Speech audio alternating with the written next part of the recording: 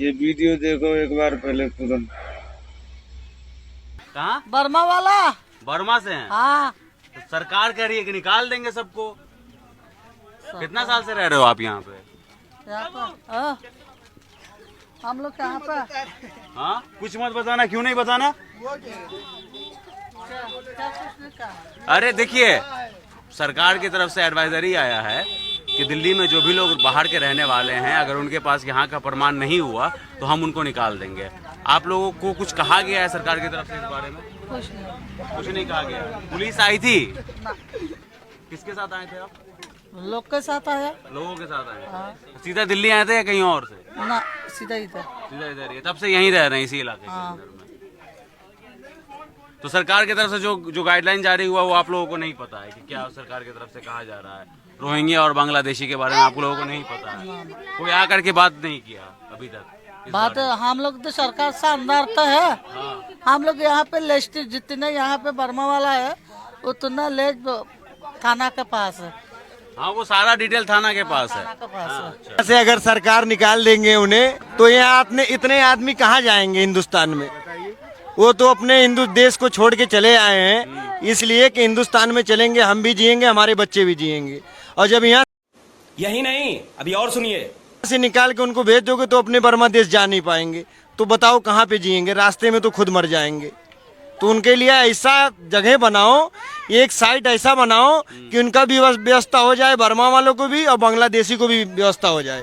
हिंदुस्तान में सबका गुजर बसर हो जाए। लेकिन ऐसा व्यवस्था मत करो कि हिंदुस्तान से बांग्लादेशी को, बर्मा देशी को भगा दोगे तो हिंदुस्तान में क्या रह जाएगा? भाईचारा वाली दिली बात ही नहीं रह जाएगा।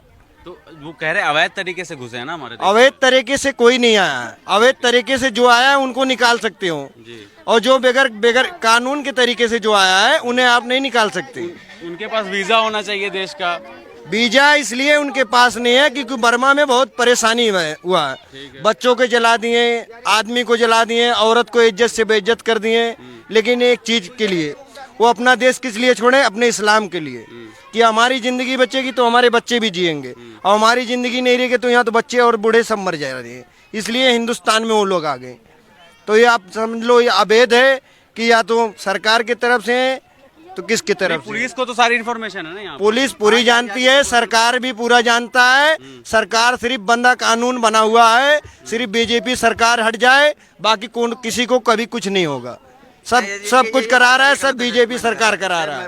अवैध रूप से अगर जो लोग घुसे हैं, अवैध रूप से जो लोग घुसे तो उस पर तो कार्रवाई होनी चाहिए। अवैध रूप से जो घुसे हुए हैं उनको पहले बाहर कर दिया है।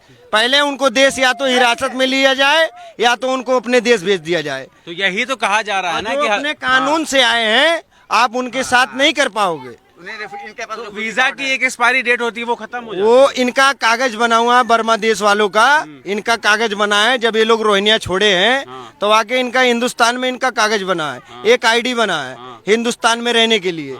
तो आईडी इनके पास है। नहीं, अब ये कहा जा रहा है कि कुछ लोग आए और अब लगातार जो है वो लोग आकर के दिल्ली के अंदर भरते जा रहे हैं। इनकी आबादी, इनकी संख्या बढ़ती जा रही है। संख्या कैसे बढ़ेगी जब कागज सबके पास रहेगा? ये तो नहीं है कि दोबारा बनवा देंगे। जितने पब्लिक वहाँ से आए हैं सबका कागज बन के एक ही बार आया है, बार बार किसी का नहीं बन रहा है। मेन मतलब ये है। तो क्या काम करते हैं यहाँ पर? यहाँ पे कबाड़ी बीनते, कबाड़ी चुनते, कबाड़ा छांटते हैं, कोठी में काम करते हैं। और क्या करेंगे? इनके पास खेती बाड़ी तो थोड़ी है जो करेंगे। गृह मंत्रालय अमित शाह ने ये बयान दिया है कि सबको अपने देश वापस भेजा जाएगा जो भी अवैध रूप से यहाँ पे रह रहे हैं। वो तो गृह मंत्री अमित शाह कह रहे हैं ना। अमित शाह अगर भिजवा देंगे, अगर इन्हें सुरक्षित रहेगा इनके देश में तभी भिजवा सकते हैं, तभी ये जा सकते हैं। अगर इनके देश में सुरक्षित नहीं है तो ये कैसे जाएंगे? वहाँ मरेंगे, फिर उनके बच्चे मरेंगे, माँ मरेंगे, बहन बेटी की इज्जत बेइज्जत करेंगे, बच्चों को जलाएंगे, बूढ़ों को जलाएंगे, जवानों को जलाएंगे। फिर यही अत्याचारी होगा। कानून एक ऐसा बनाए अमित शाह कि अपने देश में ये लोग जाएं, इनके साथ अत्याचारी ना हो पाए। जैसे अपने इंडिया में गुजर बसर हो रहा है ऐसे इनके देश में गुजर बसर हो जाए तो ये अपने देश अपने आप चले जाएंगे। इंडिया कैसा लग रहा है इनको? इंडिया में अब इंडिया इनसे पूछो कैसा लग रहा है। हम तो इंडिया के रहने वाले, हम लोग को तो हिंदुस्तानी पसंद है। अब बर्मा वालों से पूछ लो कैसे। बर्मा वाले लोग बोल ही नहीं रहे हैं, आकर के। वो डर रहे, ये चीज मुझे वो लोग न्यूज के सामने नहीं आते। वो न्यूज के सामने नहीं आते। मेन मतलब ये है वो सबसे डरते हैं। हिंदुस्तान में हर एक इंसान से लड़ाई करने से डरते हैं, एक दूसरे से लड़ाई नहीं करते। वो आपस में कुछ भी कर लेंगे लेकिन हमसे नहीं बोल सकते हो। ये ऐसे बातचीत आदमी- नहीं होती है। नहीं, हम लोग से बातचीत होता है, सामान लेने आते हैं, बात हिसाब हो जाता है, पकौड़ी लेने आते हैं, बात हिसाब हो जाता है, लेकिन इसके तौर से होता है। और बाकी फालतू किसी से बात नहीं करते वो लोग। इनका मतलब ये है, अब इनको अपने देश जाएंगे तो समझ लो मरे नजर आएंगे। अभी अत्याचारी हो रहा है वहाँ पे, बर्मा में अभी भी अत्याचारी हो रहा है, लेकिन सरकार जो है सिर्फ भगाने के चक्कर में रोहिंग्या लोगों को, बांग्लादेशी को चक्कर में इनकी जिंदगी और चली जाएगी।